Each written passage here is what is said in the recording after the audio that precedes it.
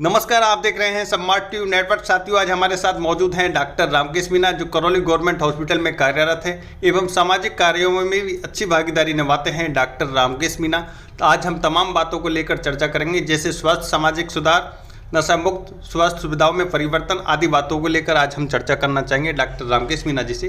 Doctor Ramkesh Meena ji, हम आपसे जानना चाहेंगे, जो एक सबसे बड़ा परिवर्तन लाने की ज़रूरत होती है स्वास्थ्य को लेकर, स्वास्थ्य में क्या परिवर्तन देखने को मिलेंगे आगे करौली क्षेत्र में, हम आपसे जानना चाहेंगे डॉक्टर साहब। सबसे पहले राजकुमार जी, मैं आपके स्मार्ट ट्यूब नेटवर्क चैनल को धन्यवाद देना चाहूँगा, बधाई देना चाहूँगा कि आप अच्छे जो जनता से जुड़े हुए मुद्दे हैं उनको रोज़ाना प्रसारित करते हो और जनता तक पहुंचाते हो, जिसके लिए मैं आपको तहे दिल से धन्यवाद देना चाहूँगा। आपने बहुत अच्छा क्वेश्चन किया कि जो स्वास्थ्य सेवाएं हैं करौली की वर्तमान में क्या है और क्या भविष्य है।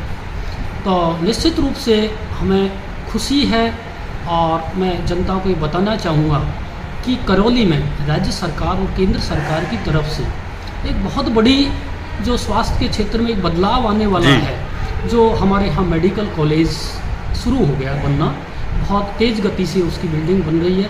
आशा करते हैं कि अगले सेशन से ही हमारे यहाँ MBBS के कोर्स के जो छात्र छात्राएं हैं वो एडमिशन लेंगे और वो यहाँ कोर्स शुरू हो जाएगा। और मेडिकल कॉलेज के साथ साथ हमारे जो हॉस्पिटल है इसका भी विस्तार होगा, क्योंकि जो सेवाएं जो चाहिए हैं मेडिकल कॉलेज को वो सारी चीज़ें ही यहाँ उपलब्ध हो जाएंगी। और जो मरीज़ को अब छोटी छोटी चीज़ों के लिए जयपुर और हायर सेंटर जाना पड़ता है, तो हम आशा करते हैं कि हमारे यहाँ स्वास्थ्य सेवाएं इतनी सुदृढ़ हो जाएंगी कि हमें जयपुर और आगे जाने की ज़रूरत नहीं पड़ेगी, जिससे कि हमारा जो पिछड़ा हुआ क्षेत्र है, गरीब इलाका है, करौली का डांग क्षेत्र है, यहाँ के लोगों को एक स्वास्थ्य के लिए बाहर नहीं जाना पड़ेगा और सारी सुविधाएं हम करौली में दे पाएंगे। एक जैसे सर करौली क्षेत्र में एक सबसे बड़ा जो एक बढ़ता जा रहा है नशे की ओर, जो युवा हैं जो बढ़ते जा रहे हैं, क्या कारण है? आपका हमेशा भी ये संदेश रहता है और कई बार इंटरव्यू में आपने ये चर्चा की है कि नशा मुक्त करनी है करौली क्षेत्र के लोग, जो युवा हैं जो आए दिन बढ़ते कदम जा रहे हैं उनके नशा के प्रति, इस पर आप क्या विचार रखते हैं? निश्चित रूप से राजकुमार जी, आपने बहुत अच्छा सवाल किया कि मैं छोटी छोटी जगह छोटे बड़े प्रोग्राम में, शादी ब्याह में और आमतौर पर वैसे भी गाँव में जाता हूँ और देखता हूँ कि हमारी जो युवा पीढ़ी है उसको नशे ने ऐसे खोखला कर दिया जैसे कि अनाज को एक घुन खोखला कर देता है। अच्छे अच्छे घरों के जो बच्चे हैं वहाँ आए दिन आप देखते हो कि नशे की लत में इस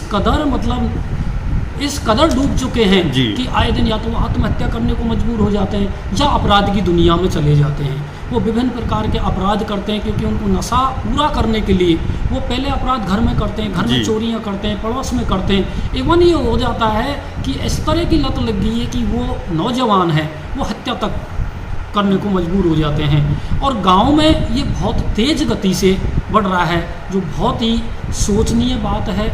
इसके सुधार के लिए एक सामूहिक प्रयास करना पड़ेगा, सामाजिक, राजनीतिक और प्रशासनिक। एक नहीं कह सकते कि भाई प्रशासन ही इसको रोक सकता है, तब तक समेकित प्रयास नहीं होंगे। सामाजिक क्रांति पैदा करनी पड़ेगी, सब लोगों को बैठ के सामाजिक तौर तरीके से इस पर प्रतिबंध लगाना पड़ेगा, हमको आगे आना पड़ेगा, प्रशासन का सहयोग लेना पड़ेगा, राजनेताओं को भी सहयोग लेना पड़ेगा, राजनेताओं को साथ में लेना पड़ेगा, सरकारों को भी सबको संगठन मिलकर काम करना पड़ेगा, संगठित होकर इस पर काम करने की बहुत ज़रूरत है। नहीं तो हमारा ये क्षेत्र बहुत पीछे चला जाएगा, अपराध में अव्वल हो जाएगा। तो मैं ये इसमें कहना चाहूँगा सभी बड़े बुजुर्ग, पंच पटेल, हम नौजवान साथी, कर्मचारी, नेता, प्रशासनिक अधिकारी, कर्मचारी सब मिलके इसमें हम समेकित प्रयास गांव-गांव, ढाणी-ढाणी जाके हम समेकित प्रयास करें, समझाएं लोगों को, इसकी अच्छाई बुराई के बारे में बताएं कि किस तरह से नशे में गृहस्थियाँ बर्बाद हो जाती हैं, घर उजड़ जाते हैं, बच्चे अनाथ हो जाते हैं। तो लोगों को एक समझाइश करनी पड़ेगी और उसके साथ साथ प्रशासन को कठोर निर्णय लेने पड़ेंगे। और जो मेन जो इसका जो मैं ये कहना चाहूँगा कि छोटी मुर्गियों के बजाय बड़े जो दलाल हैं, बड़ी जो सप्लायर्स हैं, उनकी चेन को तोड़ना पड़ेगा।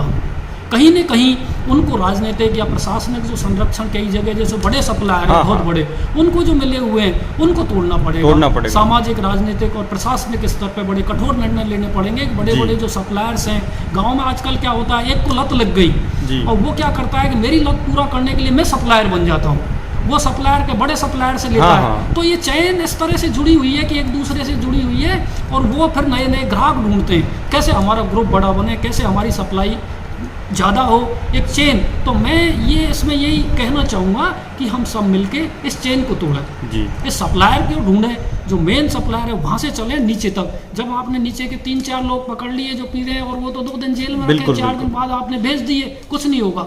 जब तक आपको ऊपर लेवल से इस चेन को नहीं तोड़ोगे तब तक कुछ नहीं हो सकता। तो मैं इस पर बिल्कुल जी मैं भी आगे आना चाहता हूँ इसमें सामाजिक तौर पे सभी का सहयोग से, और हम इसको आगे जाके इस पर प्रयास करेंगे, एक बहुत बड़ा जन आंदोलन खड़ा करेंगे कि भाई हम सभी मिलके इसको किस तरह से हमारे क्षेत्र को बचाया जा सके। हाँ, नशे से मुक्त किया जा सकता है। नशे से मुक्त। डॉक्टर साहब जी, क्योंकि आप स्वास्थ्य विभाग से भी आते हैं, क्योंकि स्वास्थ्य में सबसे पहले चाहिए एक अच्छा खाना चाहिए, पानी पीने के लिए अच्छा पानी चाहिए, पानी की पूर्ति होनी चाहिए। तो एक सबसे बड़ा सवाल है लोगों का, एक आप वरिष्ठ लोगों में आपका नाम आता है, एक बुद्धिजीवियों में आपका एक लिस्ट में नाम आता है। तो एक सबसे बड़ी एक समस्या बनी हुई है ERCP को लेकर जो लागू होनी चाहिए, लोगों की मांग है, इस पर आप क्या विचार रखते हैं? इस पर मैं कहना चाहूँगा कि जीवन के लिए भोजन, पानी और हवा जी, ये जीवन जीने के लिए आवश्यक है।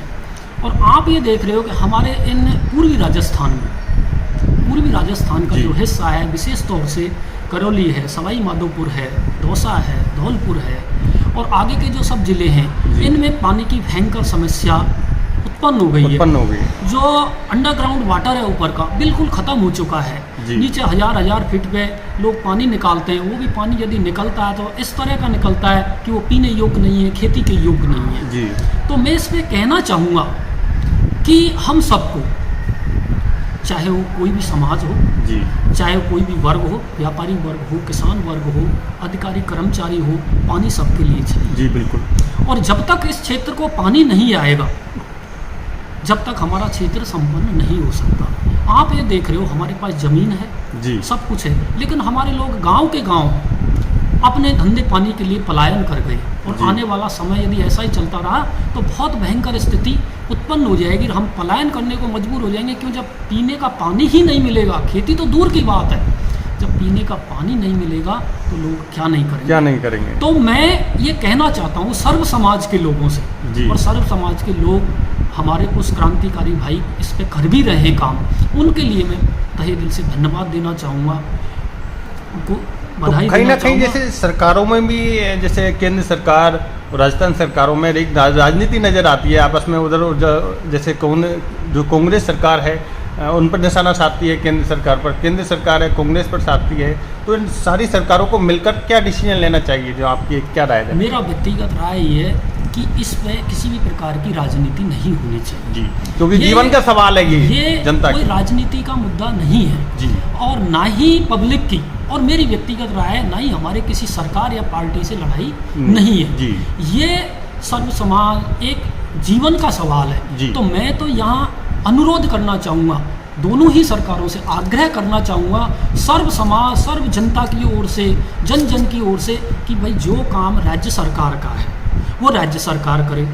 कि ये कह रहे हैं कि भाई कुछ इलाके छूट गए, कुछ बड़े बड़े बांध ERCP से जुड़ने से छूट गए, तो राज्य सरकार उसको पूरा कर दे जी। बिल्कुल, राज्य सरकार उन इलाकों को जोड़ दे और फिर केंद्र सरकार से हम आग्रह करेंगे, निवेदन करेंगे, उसके बाद इसको राष्ट्रीय परियोजना घोषित करे, जिससे कि हमारा इस क्षेत्र के हमारे बच्चों का भविष्य सुरक्षित हो सके, उनको पानी मिल सके। क्योंकि हम देखते छोटे छोटे आए कि गंभीरी नदी और इलाके में जहाँ ऊपर पानी था जी, बिल्कुल 10-10, 20-20 फीट पे पानी था, आज गंभीरी क्षेत्र के जो पास के गांव हैं, महावीर जी ले लो, चांदन गांव ले लो, जहाँ पे पानी ऊपर हुआ करता था, आज वहाँ लोग टैंकरों से पानी पी रहे हैं, बिसलरी की बोतलों से पानी पी रहे हैं, क्योंकि वहाँ क्षेत्र में कहीं भी पानी बूंद भी नहीं बचा हुआ है। इतनी भयंकर स्थिति उत्पन्न हो चुकी है कि खेती की तो आप बात छोड़िए, लेकिन पीने के पानी की समस्या उत्पन्न हो गई है। और जो भी पानी आ रहा है नीचे से फ्लोराइड युक्त पानी आ रहा है, जिससे हार्ट अटैक, डायबिटीज है, घुटनों में, विशेषकर घुटनों में दर्द की शिकायत आपको हर गांव में आप जाओगे,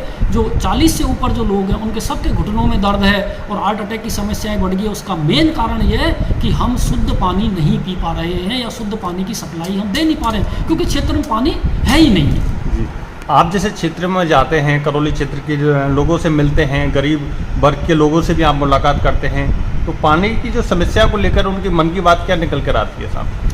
सब लोगों का मन की बात ये निकल के आती है कि भाई ये चाहे कोई सी भी सरकार हो, सरकारों की यदि मन इच्छा हो, दृढ़ संकल्प यदि वो करे तो हमें पानी मिल सकता है। अब आपने वर्तमान में अभी जो चल रहा है कि पिछले 15-20 दिन में, इवन महीने भर से चंबल नदी में इतना पानी बह के चला गया है, राजस्थान जो हमारे करौली ज़िले में होके बहती है और सवाई माधोपुर ज़िले में धौलपुर होके निकलती है। जैसा कि आपको विदित है कि वर्तमान में अभी पिछले 1 महीने से आप देख रहे हो कि एमपी से निकल के, कोटा संभाग से निकल के हमारी चंबल नदी इतनी उफान पे आई, इतना तांडव मचाया उसने कि इतना पानी बह के व्यर्थ समुद्र में चला गया। यदि यही पानी इन 13 जिलों को मिल जाता, इन 13 जिलों की नदियों में चला जाता, इन 13 जिलों के छोटे बड़े बांधों में चला जाता, तो हमारा जो ज़मीनी लेवल इतना रिचार्ज हो जाता कि हमको 15 साल का पानी 15 दिन में जो बह के चला गया है वो 15 साल तक नहीं बीतता हमारे लिए। जी बिल्कुल। खेती के लिए और पीने का पानी ज़मीन इतनी रिचार्ज हो जाती, क्योंकि यदि महीने भर हमारी नदियाँ क्या है कि कंटिन्यू बहती, यदि कंटिन्यू हमारे क्या है कि जल जो स्रोत हैं, छोटे से बड़े बंद तालाब हैं जो बड़े छोटे, वो यदि फुल भर जाते और उनमें पानी चला जाता यही 15 दिन का, तो हमें बहुत ज़्यादा ज़मीन हमारी रिचार्ज हो जाती, जिससे कि हमारे लोग खेती भी कर पाते और पीने का शुद्ध पानी मिलता। अब आपको मैं ये बताना चाहूँगा कि दौसा से लेके आप जैसे जयपुर से निकलोगे, आप नानोती होके आइए कि लोगों के पास ज़मीन खूब है, लेकिन वो ज़मीन बंजर पड़ी है पानी की। यदि उसको शुद्ध पानी मिल जाए, खेती योग्य जो बरसात का पानी बह के चला गया है, यदि खेती के लिए वहाँ पानी मिल जाए तो आप कल्पना नहीं कर सकते कितनी समृद्धि आ जाएगी। लोग फसल करेंगे, लोग सब्जियां उगाएंगे, लोग गन्ना भी करेंगे, लोग और भी जब ये चीज़ें होंगी तो साथ में रोजगार भी बढ़ेगा।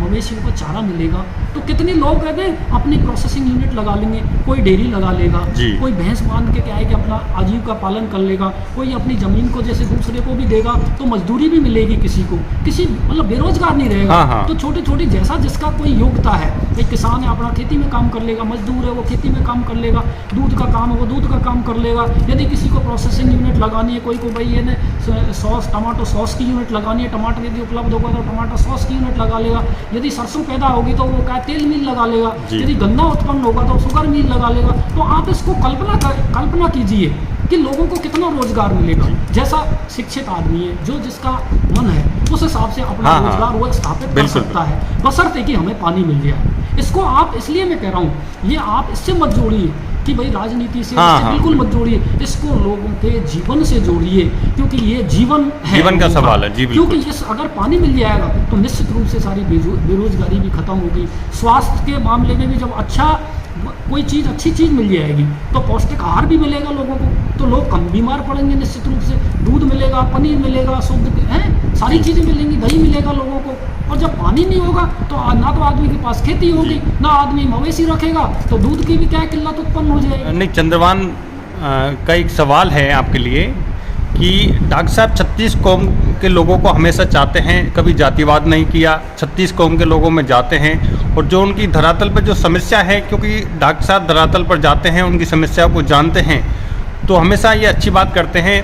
और उनने चंद्रभान जी ने एक सवाल और किया है कि जो स्वर्गीय कर्नल किरोड़ी सिंह बैसला जी के करीबी माने जाते हैं आप, ये उन्होंने सवाल किया है स्वर्गीय कर्नल किरोड़ी सिंह बैसला जी के बारे में। स्वर्गीय कर्नल किरोड़ी साहब मेरे पिता तुल्य हैं, मेरे पड़ोस के गांव के हैं। सबसे बड़ी बात ये, मेरा गांव बौल है, उससे जस्ट 3 किलोमीटर का है, मूडिया गांव है, मेरे पड़ोस के हैं। और हमेशा से ही, जब से मैं 10 या 12 साल का था तब से उनके संपर्क में हूँ, और वो हमेशा ही ये शिक्षा देते थे कि भाई शिक्षित समाज, शिक्षित बनो, अपने समाज को यदि आपको तरक्की पे लाना है, कोई भी समाज हो, तो शिक्षित बनो। और विशेष रूप से महिला शिक्षा, बच्चियों की शिक्षा पर जोर देते थे। दूसरा, वो स्वास्थ्य पर जोर देते थे कि अच्छा हेल्थ, वो अंग्रेजी बोलते थे, आर्मी वाले आदमी कर्नल साहब, good health and good education, उनका एक नारा था, good health and good education. उसके बाद में एक बात और कहते थे, कर्ज मुक्त समाज, कि आप फिजूल खर्ची मत करिए, दिखावा मत करिए जी कि आप पड़ोसी तो करोड़पति है, लेकिन उसकी होड़ में आप क्या है कितने कर्जे पे डूब जाओ कि आप जिंदगी हाँ। भर क्या है उसको चुकाने में लग जाओ। जी। किसी की होड़ मत करिए, दिखावा मत करिए, और कर्ज मुक्त समाज बनिए, और शिक्षित बनो और अच्छे हेल्दी बनो। जी। तो मेरे जीवन पे उनका बहुत असर पड़ा। कई मंचों पे अब वर्तमान, जब तो छोटे थे जी। लेकिन बाद में भी कई मंचों पे उनका आशीर्वाद मुझे प्राप्त हुआ, और उनसे बहुत ज़्यादा आशीर्वाद में मुझे सीखने को मिला। और मैं हमेशा से, ये मेरे अंदर एक ऐसा है कि चाहे मुझे कोई कुछ भी कहे, जी लेकिन मैं कभी जातिवाद पे और धर्मवाद जो होते हैं जी। उन पे विश्वास नहीं करता। मेरा सबसे बड़ा इंसानियत, इंसानियत को इंसानियत होनी चाहिए आदमी में। हम सब एक धर्म, चाहे किसी का अपनी अपनी इच्छा हाँ, कौन सा बिल्कुल। धर्म माने, जी, बिल्कुल। सब जाति के हम इंसान हैं, और हमको हर इंसान को एक इंसानियत की नज़र से देखना चाहिए। जैसे कि आपने कर्नल साहब के बारे में पूछा, कर्नल साहब जब शुरू में इन चीज़ों की जो समाज सुधार की बात करते थे जी कि भाई इतने बड़े बड़े नुक्ता आप मत करिए, फिजूल खर्ची मत हाँ, करिए, हाँ। तीर की बैठक में आप इतना हुजूम लेके मत जाइए। सर बहुत बहुत शुक्रिया, आपने हमारे लिए कीमती समय दिया। Thank you sir. Thank you sir, बहुत बहुत धन्यवाद। और मेरा पुनः समाज को यही संदेश है कि सर्व समाज संगठित होकर इस पूर्वी राजस्थान के लिए विशेष तौर से पानी के लिए एक जन क्रांति पैदा करें, और सरकारों से आग्रह करें, निवेदन करें, चाहे वो राज्य सरकार हो चाहे केंद्र सरकार हो, जिसका जो काम है जो सरकार करे बिगड़ राजनीति के, क्योंकि ये राजनीति का विषय नहीं है, विषय नहीं है, ये ये लोगों के जीवन का सवाल। जीवन का सवाल है। क्योंकि लोगों को यदि पानी मिलेगा तो निश्चित रूप से लोगों का जीवन अब बनेगा। धन्यवाद। बहुत बहुत शुक्रिया, थैंक यू।